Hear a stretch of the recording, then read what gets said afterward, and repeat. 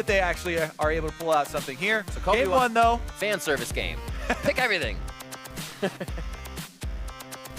Game one, it is going to be probably simple bans here. Malzahar, Graves, expect to see that Rengar Lulu somewhere towards the top of the pick list. Yeah, Malzahar, super duper common ban, and is, funnily enough, aimed so much at the support role. But to me, especially with the resurgence of Vladimir, it's actually too bad for mid lane Malzahar, because I keep thinking of, counter picks and old counter picks that we used to see versus Vladimir, because he's so strong right now and gives you a really good team fight late game.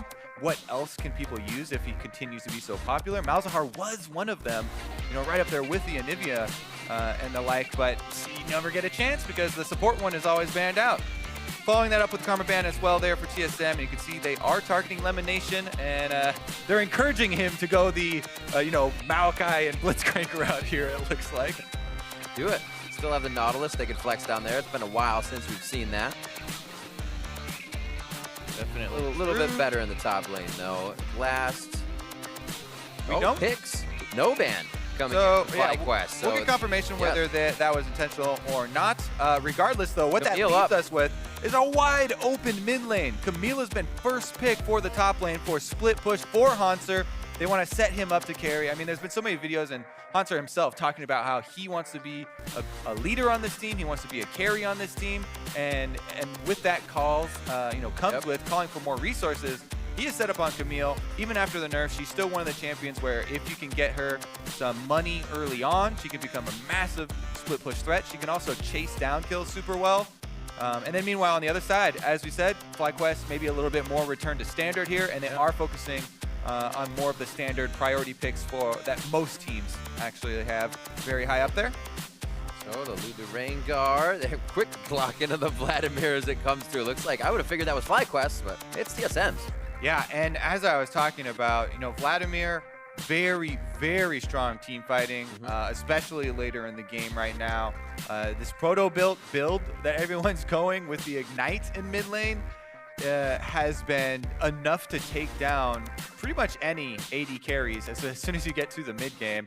Right now, we'll have to wait and see if Bjergsen actually does go Ignite, because you can still go the mobility Vladimir with the Ghost. That was very popular before. Ghost has since then gotten some nerfs, and that's why we saw a little bit more of the offensive summoner spells. Regardless, though, we're well past that now and seeing a couple of the other bans here. Along with Malzahar, Talon was one of the ones that, if he did take Ignite, also could throw some problems Vladimir's way. I liked himself Talon. Not sure about the rework. Probably still would play it, as Talon lovers are going to stick with him. Yeah. And he is very fun to play. The Anivia still is an option as well. That's true. And I actually did have a game of Anivia, if I remember correctly. Depends on how confident he does feel being able to take that one up. And they actually right now, with the Rumble and the top side, would be pretty AP heavy if they do that, as well as Lulu down there for support. Maybe a little bit more crowd control would be what FlyQuest are looking for to actually round it out. Caitlyn, though, able to add on. That is one of the most common champions there to pair with the Lulu. Just ensures your late game. Caitlyn, Lulu scales super well. Also, it's a very strong lane. See what High can throw into the mix here. Quite a powerful team already from FlyQuest. Even putting protection on these guys would help, but the Orianna's out. TSM looks now for their AD carry. That's going to be WildTurtle with the Jhin, so they have the chance to open up from quite far away here with the Gragas Vladimir follow-up. Yeah, it's pretty interesting what TSM are going for right now, too. They have a lot of versatility, actually. And that's one of the things that Gragas coming back into the meta is definitely something that I like to see, where he is one of the few junglers that can give you a disengage. You can use his ultimate for offensive uses or peeling uses. Just so versatile. He can go for early plays and really opens up different types of team comps. As of right now, as we said, they are still going to go with that Hauntzer Camille for the split push top, and maybe those early moves from Svenskeren on the Gragas will be directed up in that area. A difficult lock-in for High. You take that match versus Vladimir and you realize your ultimate could be fizzled out very quickly just by a pool. But Syndra's still good to pick up otherwise to make things happen across the map. Just just hard to get that kill onto the Vladimir champ. Yeah, one of the tricks here for the Syndras, especially into Vladimir's, is using your ultimate super early on. So he's not going to pool it, and then using your stun afterwards with the rest of the orbs that will be lying around. Does pose some more questions. As you transition into the team fight phases, he'll have more targets that he has options for. Yeah. But you're right. I mean, this is it's a very dynamic squad that TSM have drafted with a lot of mobility. And sometimes that can pose a problem to Syndra, as she's a very low mobility mage in the mid lane. Lots of burst though, and definitely can be explosive, especially since he's got Moon on Rengar, which has been a great combo for these guys, Moon and High, especially with these champions. It does equal a lot of kill pressure. We could see some early level 2 shenanigans towards the mid lane here to throw off Bjergsen on that Vlad. We actually saw it's exactly what they were doing to Piglet previously. I should just say yesterday on Friday when he played Vladimir. Make sure he's down in the early game. You can't really do too much mid to late. Hashtag TSM win, hashtag fly win as we get into match here for TSM versus FlyQuest. TSM, as we said, holding that first place spot right now, 12-2, possible 16-2 here if they can clean up the rest of the season. Definitely true. They are looking very good as we head into the home stretch. There's some FlyQuest fans sitting right next to some TSM fans, it looks like. It's going to get rowdy. Meanwhile, hopefully it's as crazy as our previous game was of Cloud9 and Immortals. We are on the Rift. Yes, we are. And as soon as you get onto the Rift, I like to look at options for junglers, Riv. Well, lay the options out for me, Kobe. First of all, Vladimir, early on, everybody's very well aware that likes to scale, wants to get more points in the queue. You know, not a lot of kill pressure there. Bjergsen has gone with that Ignite that we were talking about instead of the Ghost that was, you know, kind of outdated. And so he will have that extra kill pressure as you transition later into game for Altec and for the backline members. Also makes mid lane super exciting when both mid laners are taking Ignite. Meanwhile, Lemonnation as well in the bottom lane, a little bit of kill pressure there. So those are the types of things you look for as a jungler. If I'm Svenskeren, I have a lot of priority towards Hauntzer at the moment. The Camille, you know, you want to get her up to the Trinity Force point, you know, to the Tiamat point where she can gain a lot of wave control. It's one of the only things that she really has to supplement with her item build is getting a little bit more AoE so she can push and then start to roam around. And that always makes you keep in mind, okay, well, I'm facing a Rengar, and Rengar counter ganks can be super scary, especially when paired with a Rumble. Because all of Ball's damage, or most of Ball's damage, will be area of effect. And if TSM extend really far, if Svenskeren goes for an early gank up there, and there is a Rengar waiting in the bush, that's one of the 2v2s that gets turned around super hard.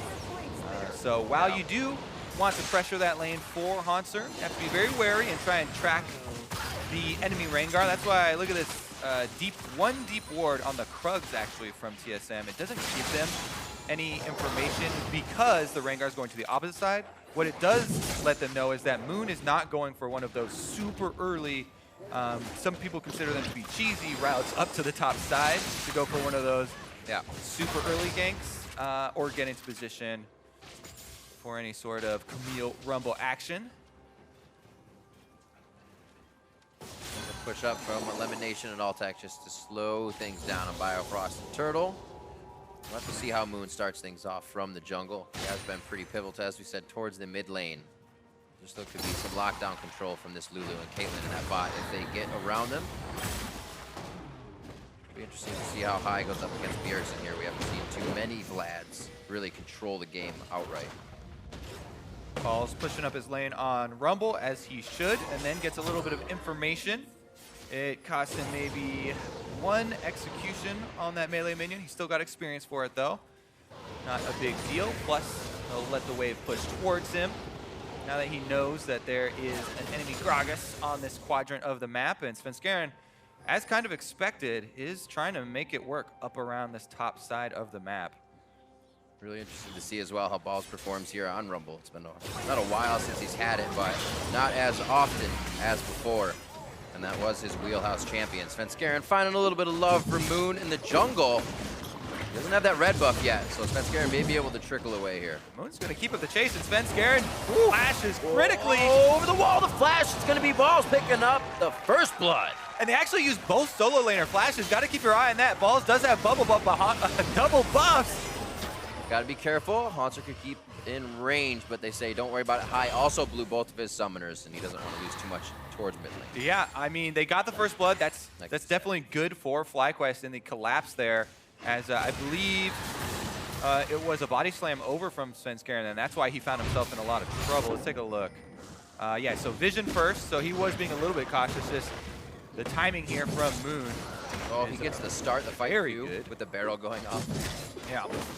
Anyways, as you can see, Svenskeren made the best, after he was found out, he made the best possible escape there, which was to flash to the blast cone, but it doesn't matter because FlyQuest very quick to collapse there. And they do use a lot of summoners to do it, so let's see if Svenskeren goes on the offensive afterwards, because with that first blood and the rumble for the top side, Wells will be feeling pretty good, even though did lose out on quite a bit of CS during that.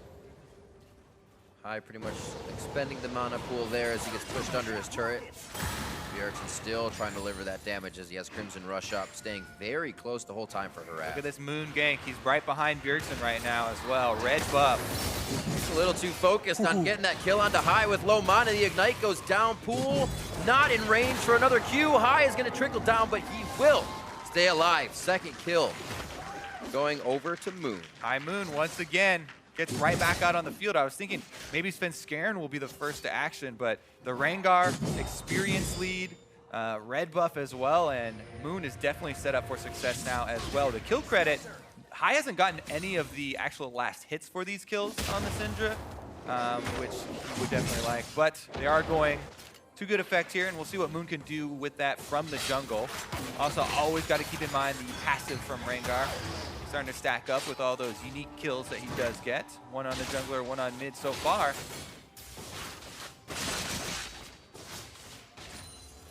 No love for the bot lane from junglers just yet. 44-36 as it basically glitter lands into headshots that have kept TSM and their bot lane at bay here. Here comes Moon.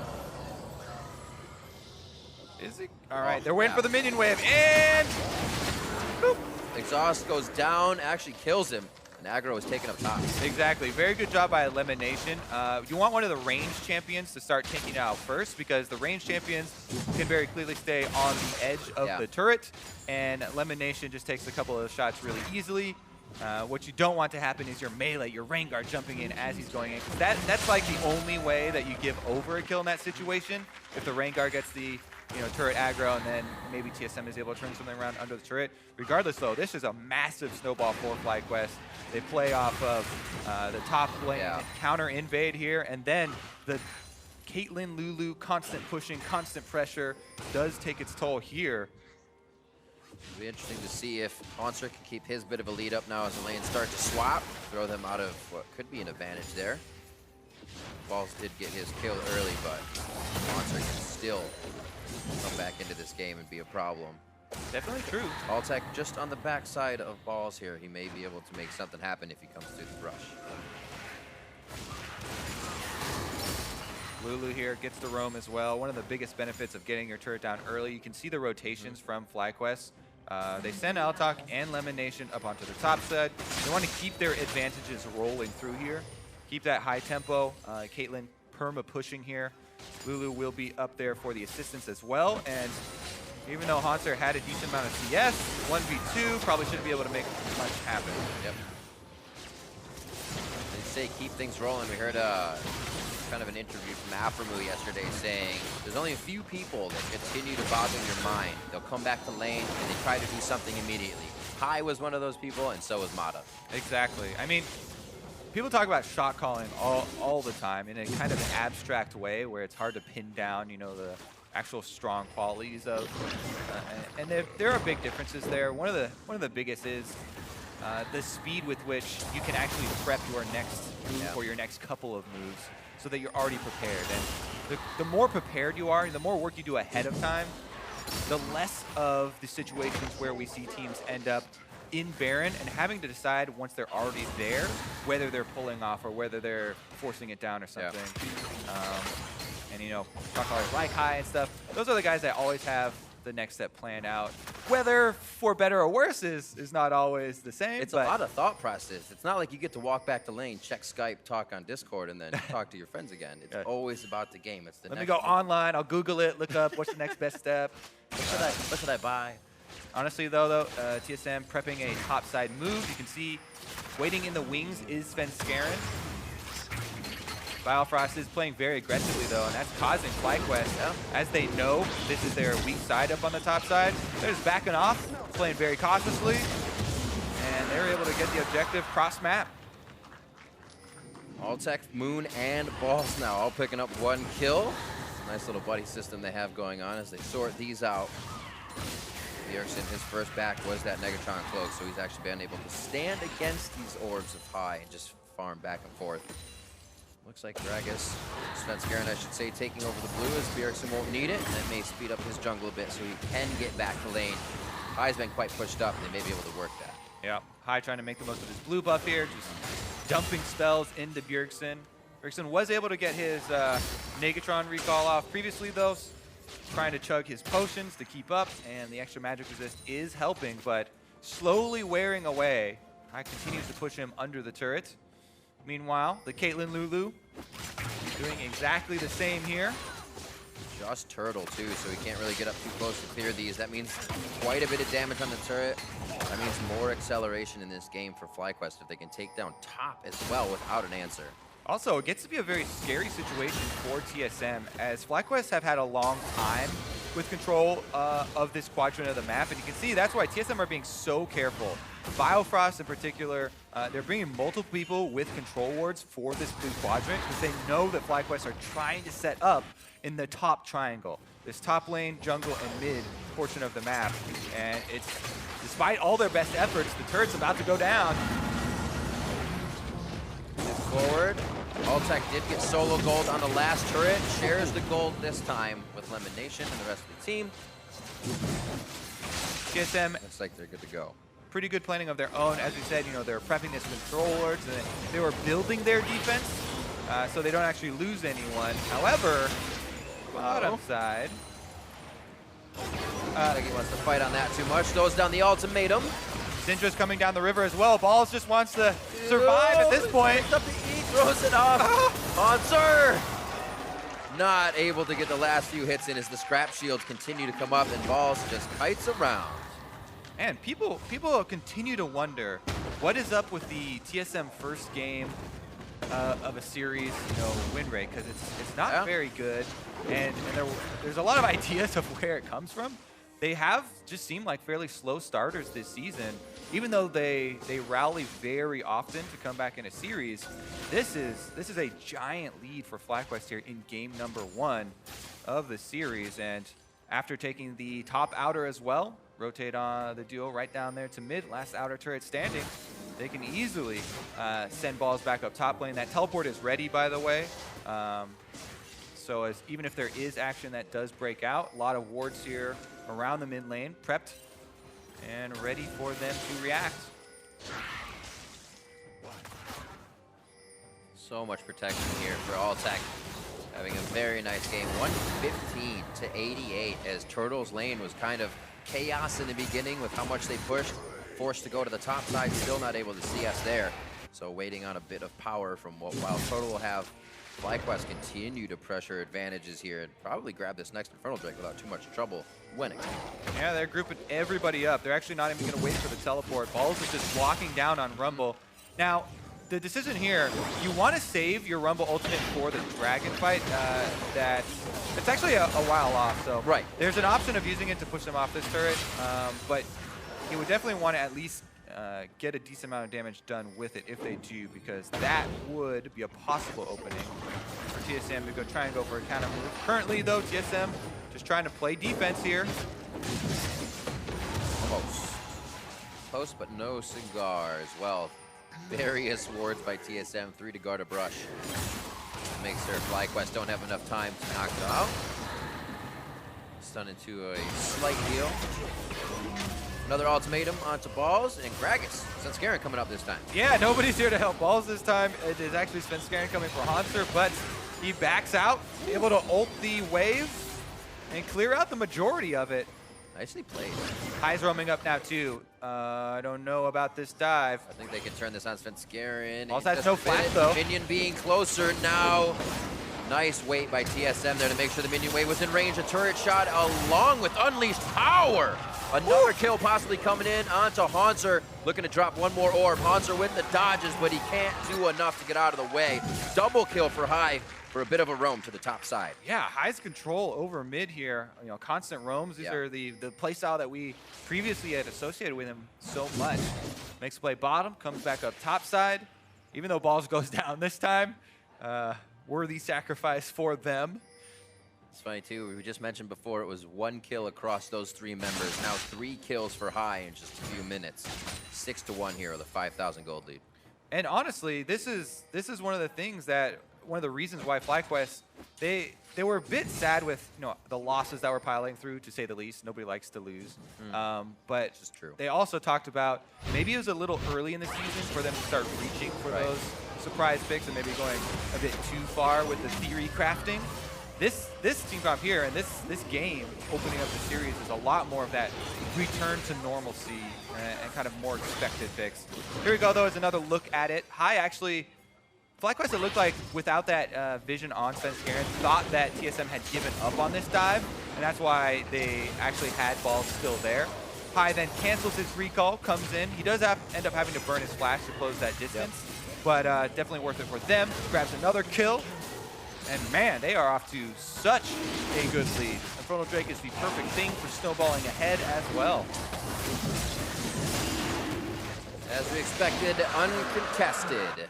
15.5 in. FlyQuest gathering up everything on the map. Now, outer turret is one of their pings here as they send 3 members mid. A little bit of love for the top lane, but I don't think WildTurtle is going to have too much fun here. Honestly, even though that wasn't very flashy, I love when Rumbles will do that max range, use it to clear away when they know that's a dangerous situation. It doesn't go close to the area where they've lost vision. And Balls is not only able to clear the wave, survive, and get right back in there for wave number 2 as FlyQuest, all 3 outers have been destroyed here. And FlyQuest have all of their turrets remaining. Biofrost is just toast. The casual kill on the support here as he's walking very close to a fairly fed Syndra, as you were just mentioning, Friv. Yeah, that's Hai knowing exactly what he can do, and knowing the team doesn't have to fight for a period of time as well. Being in the lead, you can kind of just throw that out all willy-nilly. It's one of the things we haven't really mentioned in quite a long time is, oh yeah, it's so scary to be a support when you're going transitioning around mid lane, right? Because there's a 5-level difference between Biofrost and Hai. And Hai had a really good position up there in the Fog of War. But you just have to be so cautious. Talking about Fog of War and being cautious, it looks like he's going to get close to the bush. Oh, they're too close. Oh, not going to get out of the ultimatum. Wild Growth is on. Polymorph to the direct target that's going to do the most damage. Here comes Balls. Turns up the heat, and a kill for Altec and himself on the teleport in. Oh my goodness. FlyQuest, instant reaction. Here we go. Moon on the offensive. Oh, Moon's getting angry. Turtle's been having trouble just getting farm, and now he's having trouble finding a place in a lane. Heal and exhaust use on the side for the bot lane of TSM there as Moon goes aggressive. FlyQuest working off the ball. The aggression's in the top lane, and they're still getting stuff around the map. So beautiful of an opening here for FlyQuest. They've only given up 1 kill, no turrets yet. Bjergsen is split pushing on the bottom side, but FlyQuest still have pressure. They can get another, tier 2 here. 5 members grouping up, yeah. Bjergsen's coming around back. Are TSM going to go for this 5-on-5 down this much gold? It's going to be extended, and they'll have low health bars if they even try to contest this. They've only taken a few of the front-end damage bursts from FlyQuest. They choose to go out of this one. And kind of a breathing moment here. 9-1. We'll see this top replay once again. Instant reactions here. Yeah. Altec flashes over, able to get 2 Lemonnation. At the same time, Balls immediately starts channeling his teleport, so he gets there in time to turn these 2 kills around. And that is a kick in the gut for TSM as the snowball is getting ridiculously big. Yeah.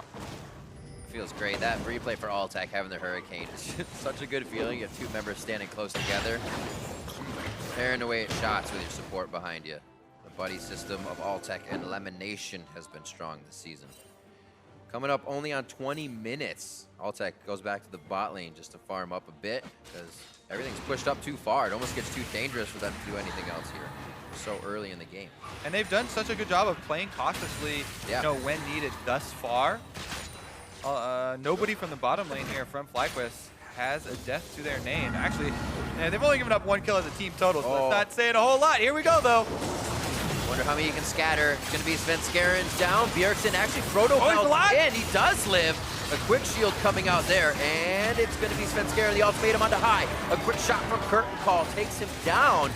And actually 2 kills coming in here from TSM. Bjergsen tries to troll pool out. Doesn't get the kill back with the Bola coming out. Ultimate. Where will he lay it down? Actually backwards instead of the escape route for TSM. Might have been a mistake. Is going to get the kill onto Vladimir. Balls, however, becomes a shutdown that Hauntzer might pick up. Zanya's down by Balls. Moon comes in, saves him from the top lane. And these two get out as Bash Brothers. Woo! A lot of gold exchanging hands there. And 3 kills go over one direction. I believe it was 3 as well for the TSM side. I mean, even trades as far as gold are decent for them, but let's take a look at how this all started out, because it was definitely a bit chaotic. And this was FlyQuest going for a play when they had teleport disadvantage. So that's why TSM are able to initially get a lot of momentum in this team fight. Hauntzer barely able to flash out here, but then they return to the fight. Not accounting for how long they've lost vision of the Rumble. And Balls eventually is able to get that blast cone over that wall, lays down his Rumble ultimate, flashes on over to continue this one fairly aggressively. Still very close margins. Turtle flashes forward to get that execute onto the Caitlyn. Who is right?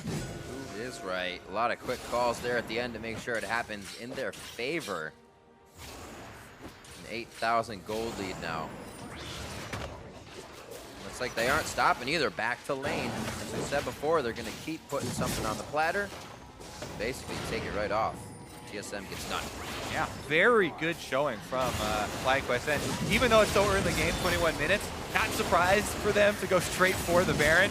They have so much control. They're burning it down even this early, and they've managed to make this a very scary situation before, though. This one, not so much. Yeah, people kind of associate risky Baron calls with high, and they're like, oh, not again. Well, when you are, 9,000 gold ahead at 21 minutes, yeah, definitely more comfortable. And honestly, this is such a good, sort of redemption story here for FlyQuest. People are calling for their heads, basically, after the decline from their first part of the season with all of the quote-unquote flavor picks, and people were attributing it to, oh yeah, FlyQuest, they can only play these kind of cheesy picks, right? Champions.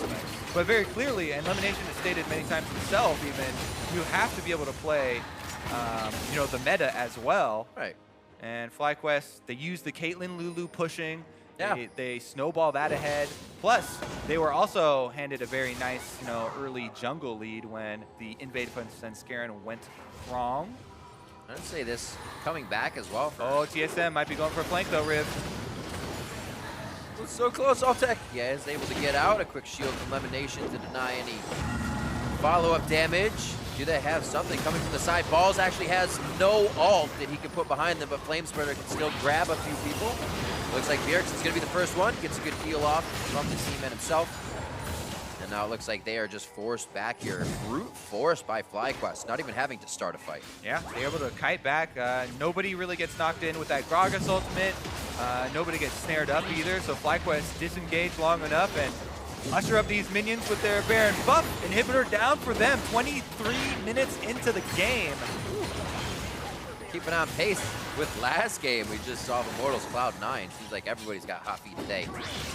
Moving in fast, playing aggressive, and pedal to the metal, as it's not even going to be a retreat here for FlyQuest. Right onto the middle inhibitor turret. Once they get the minions, still have to deal with quite a bit of wave clear, which is impressive that they were able to get the top turret down. Back out, Cloud Drake, and make sure for safety, actually. Smart play by FlyQuest. Yeah, red buff, Cloud Drake. They get to take every resource off of the map at their leisure at this point in the game. Hauntzer's actually chasing them down. Gonna make them work for it, it looks like. All right, Lemonnation ultimatum. Wild Growth is still, baby. That's gonna be Moon picking up a kill for himself with the red buff. One auto was enough to file through. Crimson Rush gives Bjergsen a good amount of HP. Could keep him alive for the time necessary. Pulls out, he's safe. Oh, the shot goes through! Eagle Eye ace in the hole from Altec as he finds the mark. Moon continues to clean up as High also answers with one. WildTurtle's left wondering, can I peek out of my shell yet? Yeah, honestly, TSM decided to make him work for it. FlyQuest, all right, we're ready to work. And that actually might be the end of the game. Man, this is definitely one of the earliest games that we've seen this split as FlyQuest are moving towards Nexus turrets already. It's a 17-4. A few kills in lane. Oh! Decimated the objectives. Moon's gonna go down here in the end. Almost another kill coming across as High is very, very low. 7 seconds on Bjergsen. The rest of the team coming through in FlyQuest. Continuing to put the finishing touches on here, but TSM do get another chance. Yeah, that in the end, it cost them a Nexus turret. Yep. Those don't afford you too much gold, but it always is a bit of a kicker. Let's see, he has a red buff, so the red buff that's on Hauntzer from Moon's last auto there is going to be the thing that burns him down. And they're just like, you know what? Okay, plenty of the members are here. We see Turtle. Turtle was just clearing a wave in the top lane, so they know that there's only these 3 members they have in vision and fully commit to this chase. Whoop. So much follow-up too, having that ace in the hole to come through, long-range stuns, the equalizer at length. Even if they do get away, TSM still dealing with quite a bit of damage on the retreat. Cloud Drake is picked up. Another Cloud Drake. Fancy. Could be going quite fast if they even make it to that point. Cloud Drake, the fanciest of Drakes. Fanciest, absolutely. You can just glide across the ground. All right, well, let's see what TSM have in store, because they don't have a lot of options, so at this point, you have to assume they're going for bush plays. FlyQuest do assume that, so they're moving up wards first. Rengar ultimate is on, and here they go! Hauntzer TP comes through. He has Lemonnation. Lemon staying near Altec. Quick polymorph onto Hauntzer. Nothing happens to the back line. Bjergsen and Svenskeren now on the bot side are quickly focused and taken out. Turtles left, Turtles down. That's an ace for FlyQuest. Whew. And FlyQuest don't even have to go through bottom lane. High with a casual sip of the coffee there. Let's just go in, finish off this Nexus. And holy moly, FlyQuest start this one out with a banger. 26.5-minute victory for them. Very nicely done. FlyQuest take game 1 of the series over TSM. Whew. A little bit reminiscent of the kind of beatdown that Immortals laid on TSM in that single game. And TSM definitely needs to regroup after that. They've been in this situation before, but yeah, FlyQuest, all good things as far as the return to standard that I was talking about in conversation with those guys. Whew, making it look good. It seems like TSM's composition, while on paper, has a lot of great champions in Camille, Gragas, Vlad, Jhin, Nami. They didn't seem to be able to come together. 1, because they really couldn't find their own fights. 2, FlyQuest started off so strong and never really gave them room to find their own fights. Yeah, I mean, the first misstep when your jungler gets caught in an invade like that, and the first blood go over, you know, that is one thing, but it's not as big of a disaster as everyone's just like, remake now or something. It's so much credit to FlyQuest here for actually steamrolling this ahead and playing a lot off the power of this pushing Caitlyn Lulu lane, which is just infamous now, pretty much in all regions. And we'll see what other combinations. I'm wondering, that's what I was thinking during the game, is what Altec can go to next. You know him as an old Kog'Maw player as well when we used to see him playing. So if that Caitlyn does get banned out or taken, we haven't seen too many huge Kog'Maws, but it may be the start for some. We're going to go ahead and throw it over to the analysts to see what they make of that FlyQuest win. Thank you very much, gentlemen. FlyQuest coming back strong after a pretty large slide for the team here in the second half of the split. Getting game 1 victory here over TSM. That's a good start. But how do they do it, right? We see the Caitlyn pick come out with, along with the Lulu that Kobe was just talking about. But I think most interestingly, FlyQuest was one of the teams we were saying might throw curveballs, as they have been doing all season long, and pick ban. And this is one of the more meta drafts that we've seen them pick up in a little while. I'm actually glad to see it. We saw them try it last week against Immortals, and they kind of got ran over in the early game. But that seems to be kind of an Immortals thing now, as we've seen them kind of do that to everybody. So they're back onto the more standard draft against TSM, not as aggressive as a team, and I think it worked out pretty well for them. And I think this is a really unique game because usually Moon has been pretty lackluster the last couple of games. And he was always the one with High making very early game plays, getting leads by himself or with his mid laner. Now, this is the game where Sven just gave him the lead.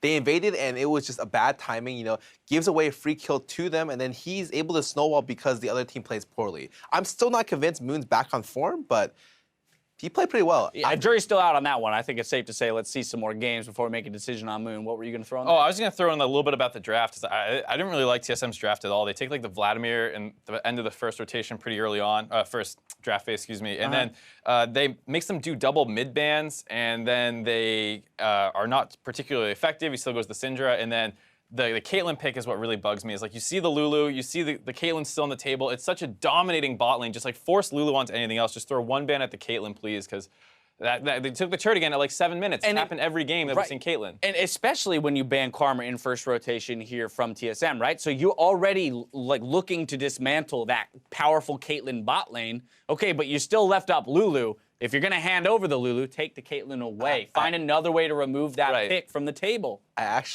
don't know if that's necessarily true. I actually think Jhin Nami beats that lane 2v2 normally. However, they just didn't lane well. I mean, sure. If that's the case, then because they got destroyed, they were like ignited under turret. It's like what gave Moon one of his free kills this game. Right. I mean, yes, there is something to be said for how the lane gets affected as well by the rest of the map. Of course, we saw High making roams, and with those early kills being handed over to FlyQuest, a 2 points, 4K gold lead at 7 minutes with 3 kills in your pockets, does definitely make the individual lane matchups harder to kind of identify and break down. Here's some of that early game play that we're talking about. And this is one of those positions where usually Moon doesn't get a lead, but Sven just invaded at really poor timing and then ended up dying and giving not Syndra a free kill. And Syndra's not a chance. Oh, Ball's a free kill, sorry. But not.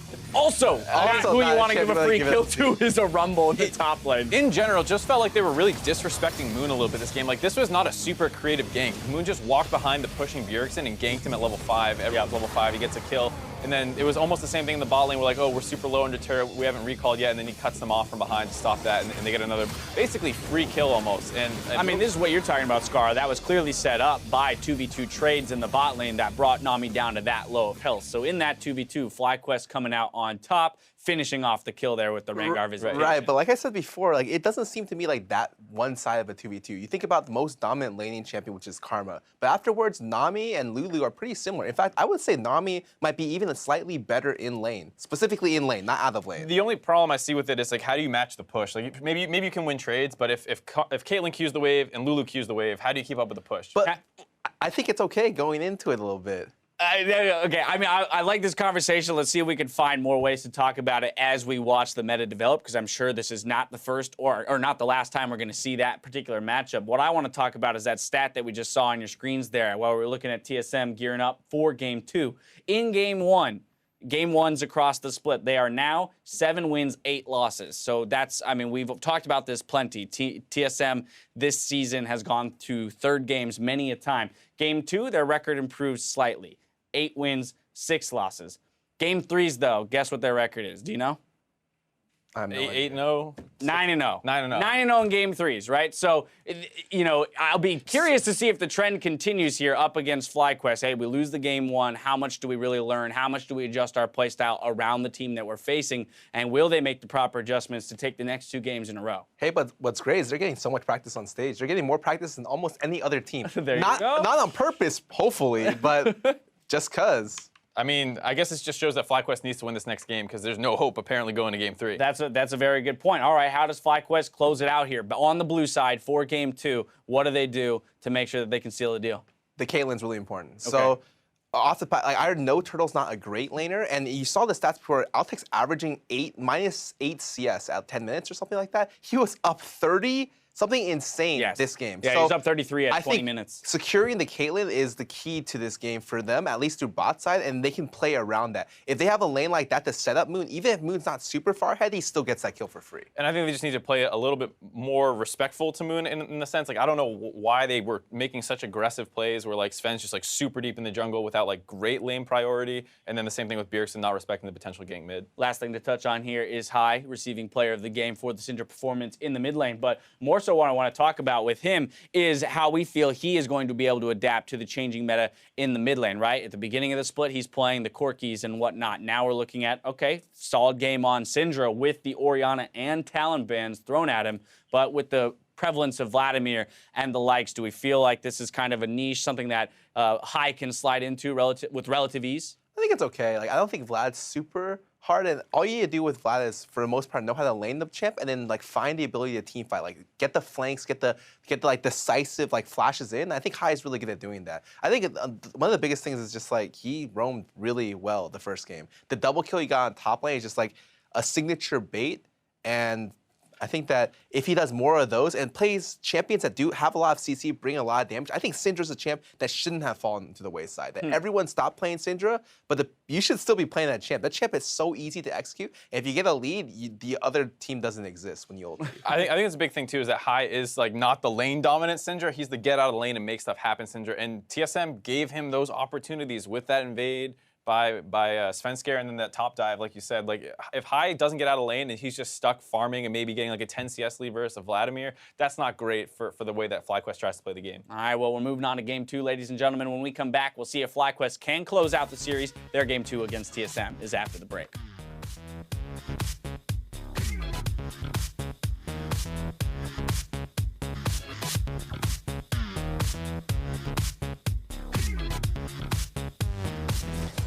Keep chasing, keep chasing. I can ulti soon, I can ulti soon. I was done for the dead. Gragas, go. He's dead. End game. Go mid. Yeah, Anyway, trying to push. Ooh, clean.